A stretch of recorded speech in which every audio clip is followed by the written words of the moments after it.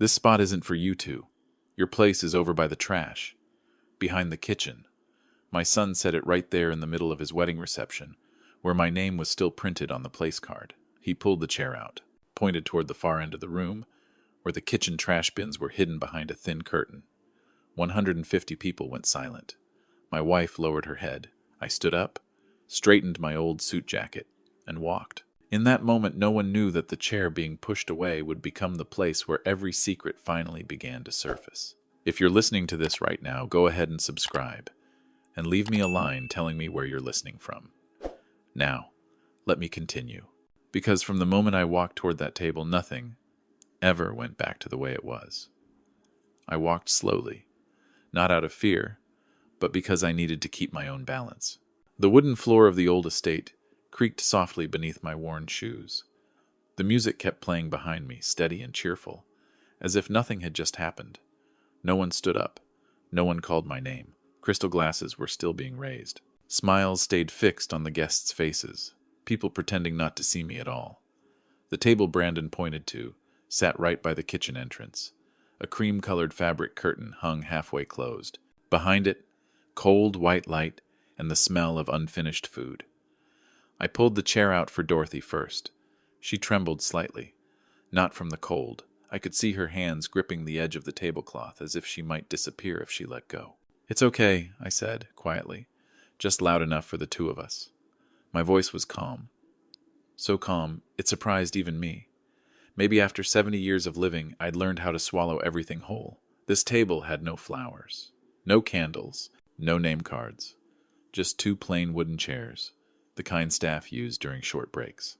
I held the chair for my wife, waited for her to sit, then took the seat across from her. As I sat down, a young server glanced at us, hesitated for a couple of seconds, then turned away, as if we had never been there at all.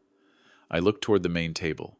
The Thorne family sat at the center. Richard leaned back in his chair, wineglass in hand, laughing loudly. Victoria was saying something to the person beside her, a look of satisfaction on her face.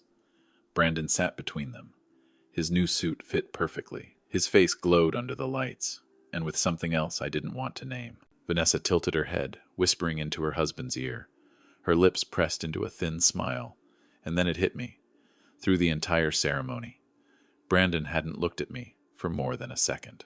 His eyes passed over me the way you glance at an old object left in the wrong place. Dorothy lowered her head. I heard her take a deep breath, trying to keep a sob from slipping out.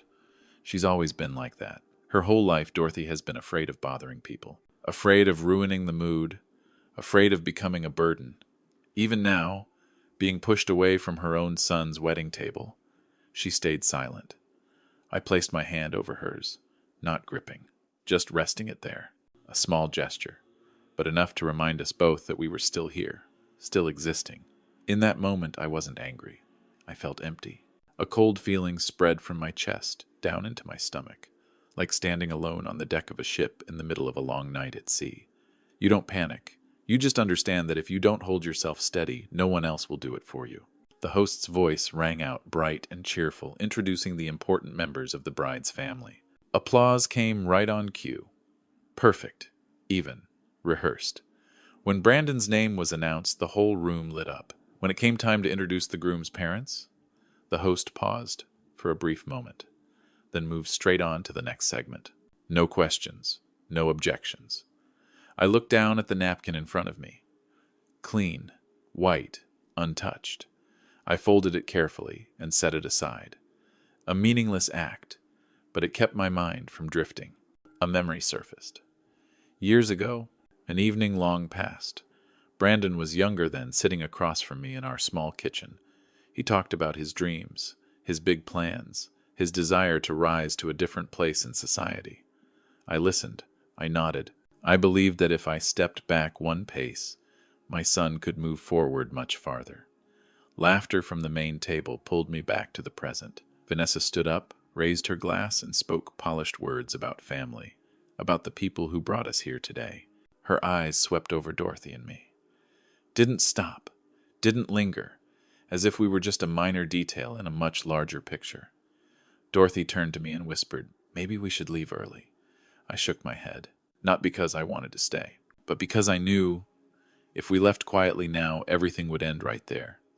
No one would remember. No one would ask a single question. We would simply be two old people who didn't know their place, fading out of the perfect image they were creating.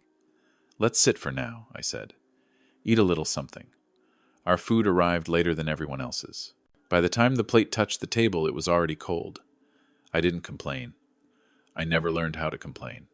I looked around the room, at unfamiliar faces, expensive clothes, carefully measured smiles, and for the first time that night, I understood my position. Not the position of the chair, but my place. In my son's heart, right there, at that table beside the trash bins. Between the smell of leftover food and the cold kitchen lights, I began to think about the questions I had avoided for many years. And I knew, once those questions appeared, there would be no going back to the way things were before. I didn't stay until the end of the reception. When dessert was brought out to the main tables, I stood up, helped Dorothy to her feet, and quietly left the estate. No one walked us out. No one asked a thing. The heavy wooden doors closed behind us, cutting off the music and the lights, like shutting the door on a room that had become too full. The night wind in Newport carried the smell of the sea. Dorothy walked slowly, leaning on my arm. She didn't say a word on the way back to the hotel. That silence wasn't blame. It was something more tired than that.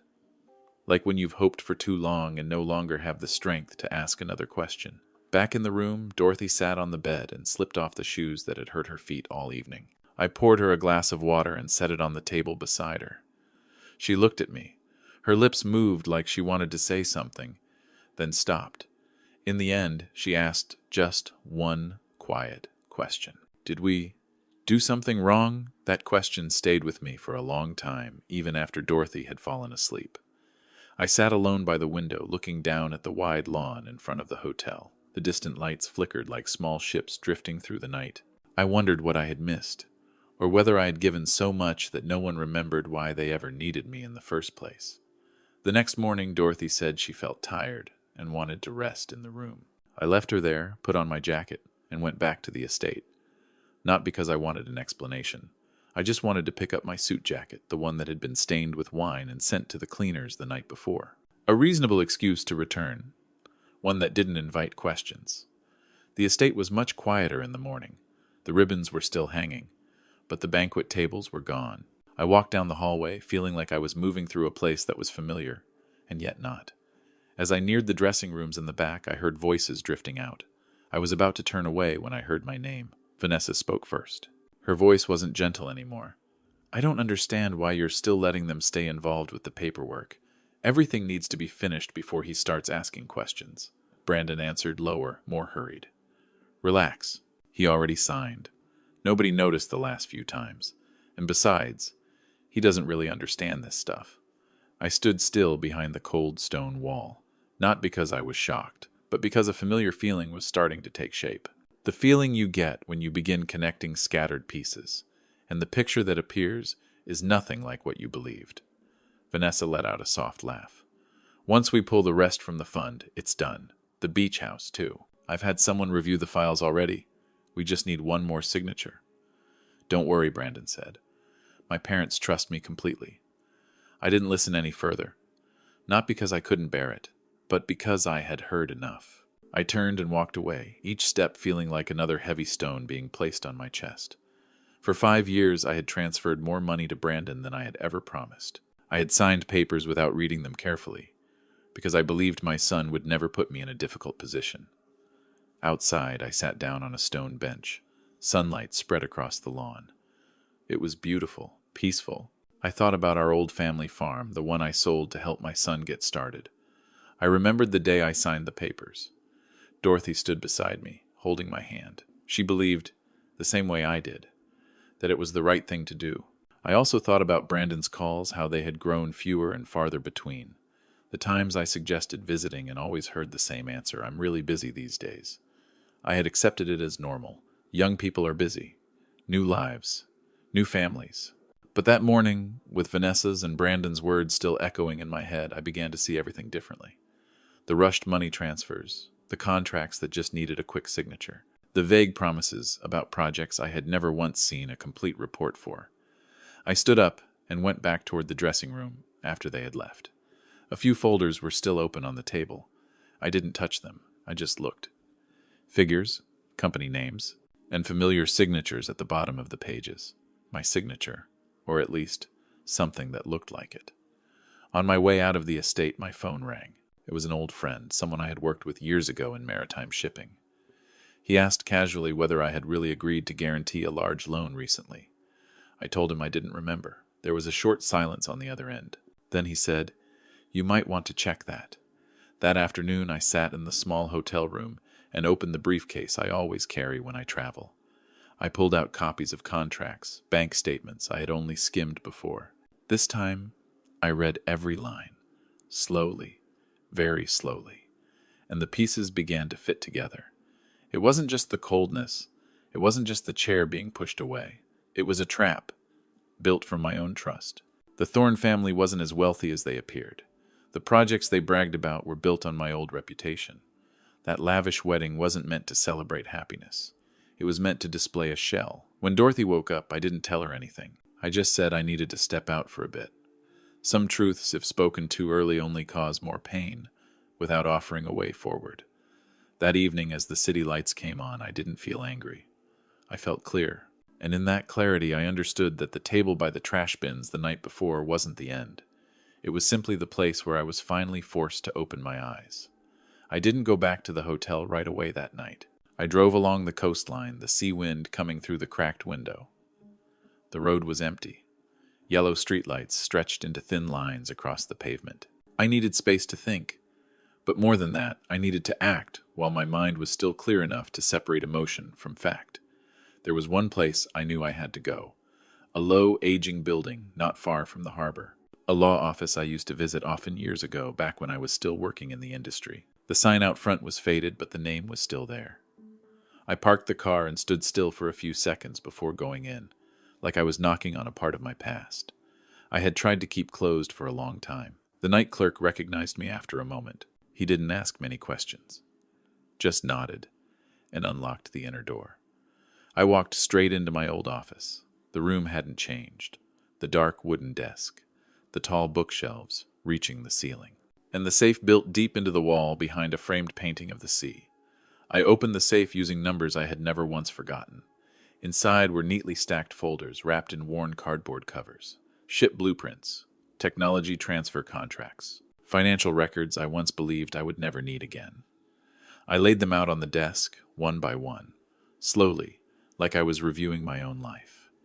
That night I didn't feel tired. Clarity kept my back straight as I read every page. I noticed funds being withdrawn in a pattern I knew too well. Not random, not careless, calculated. I also noticed the name of a company I had never signed with directly, yet it appeared again and again in the transactions. That name led to another, Richard Thorne. I leaned back in my chair and closed my eyes for a few seconds, not to escape, but to put everything in order. Brandon hadn't done all of this alone. He never had the patience or the discipline to build something this intricate. Someone was behind him, someone guiding him, someone using my silence and my trust to open doors I never imagined. I turned on the computer and logged into accounts known only to me and a very small circle of people. Old designs, long thought dormant, were still there. I checked the access logs. There were unfamiliar traces, not obvious, but clear enough for someone from the field to recognize intrusion, not directly from me, but through information only Brandon could access. Near midnight, I made a phone call. Short, direct, just confirming a few things. The person on the other end stayed quiet for a long moment, then let out a heavy breath. "This isn't small," he said. "You should protect yourself immediately." I hung up and looked at the clock. The hour hand had passed 2 a.m. The city outside was asleep. I wasn't. I opened my email and began drafting messages one by one. No rush, no anger. I sent what mattered. Statements, signature samples, timelines, to banks, to former partners, and to authorities responsible for handling document fraud. I didn't accuse anyone. I simply presented the facts. Objective, clear, the same way I had written technical reports for decades. Truth, when placed correctly, does the work on its own. After sending the final email, I sat there for a long time. No sense of victory, no relief, just a long stillness, where I realized I had crossed a line. From a father who always stepped back, to a man who had to stand upright to protect what remained of his life. Dawn was breaking when I left the office. I drove back toward the sea and parked in a quiet lot. The water was calm, reflecting the pale light of early morning. I sat in the car, both hands on the steering wheel, thinking about Dorothy, thinking about her face when she asked whether we had done something wrong. I returned to the hotel just as she was waking up. Dorothy looked at me. She seemed to sense something in my eyes, but she didn't ask. I made her a cup of tea and pulled a chair across from her. We sat there for a while, in silence. Some changes don't need explanations. By noon, my phone began to vibrate. Not constantly, but steadily. Calls from unfamiliar numbers, short, polite messages asking to clarify a few details. I responded just enough. No more, no less.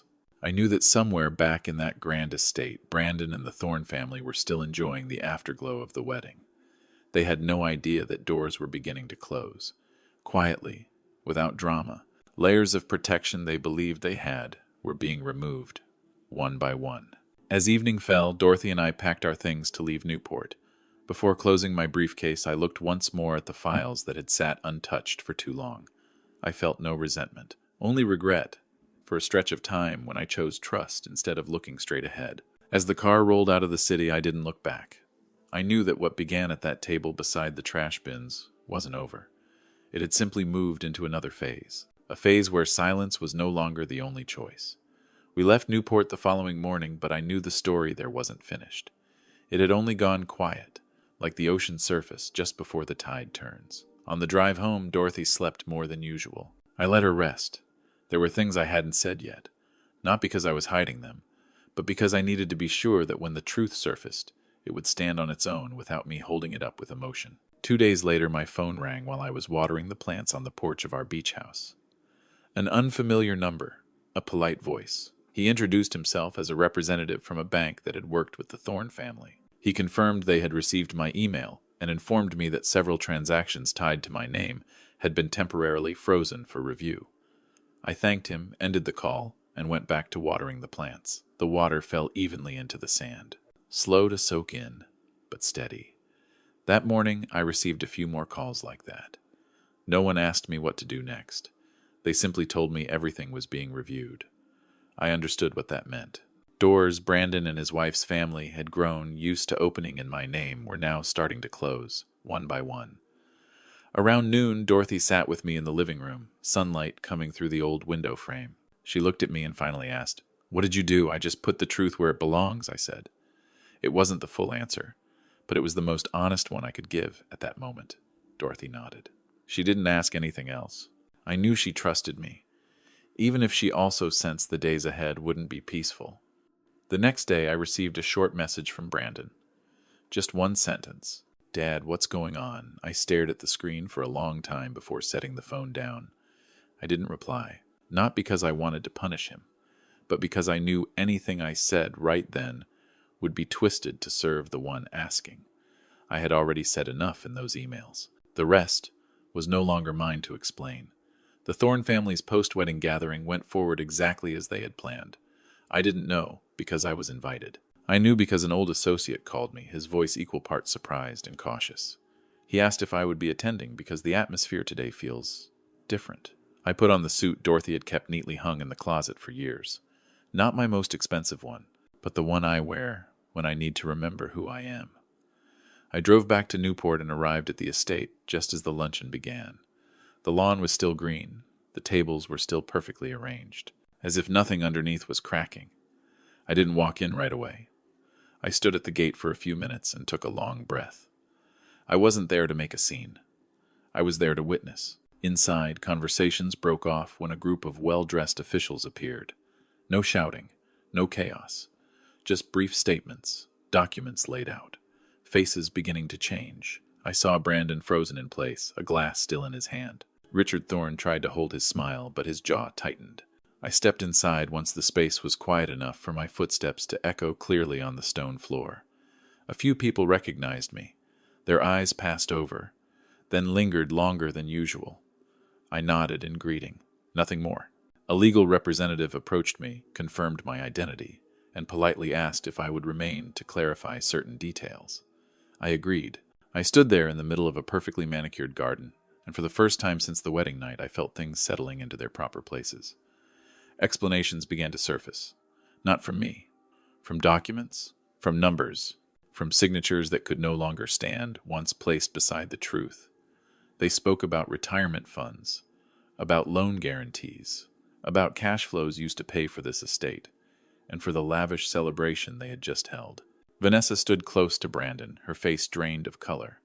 She looked at me, then at her husband, as if realizing for the first time there was a distance between them that couldn't be crossed. Richard tried to speak, but his words were cut short by questions he couldn't convincingly answer. I didn't say a word until I was asked. When I did speak, I stated only what I knew, what I had already sent out. No emotion, no commentary. I didn't mention the table by the trash bins. I didn't mention Dorothy. Those things didn't belong to that afternoon. They belonged to me. When certain assets were announced as temporarily frozen for investigation, the confidence in the Thorne family's eyes collapsed quickly. Not loudly, not dramatically, just suddenly, like the lights going out in a crowded room. Brandon turned toward me. His eyes were full of confusion, anger, and fear. He opened his mouth, but nothing came out. I looked at my son, and for the first time in many years, I didn't try to shield him from the consequences of his own choices. The gathering ended earlier than planned. Guests left in silence, hurried handshakes, unfinished goodbyes. The grand estate became hollow like a stage after the lights go down. I left Newport for the second time that week, this time with a very different feeling. Not relief, but clarity. What needed to be exposed had been placed in the light. What remained I knew would no longer require my voice. On the drive home, I thought about Dorothy, about the beach house, about the quiet afternoons we had traded so much to earn. And I understood that in that moment, not only had a wedding ended, but a long-held illusion had finally closed its doors. I returned to the beach house in the late afternoon. The air was softer. The wind carried that familiar scent of salt. Dorothy was sitting on the old wooden chair on the porch, a light shawl over her shoulders. She looked up when she saw me. She didn't ask anything. She just smiled gently. That smile told me something important.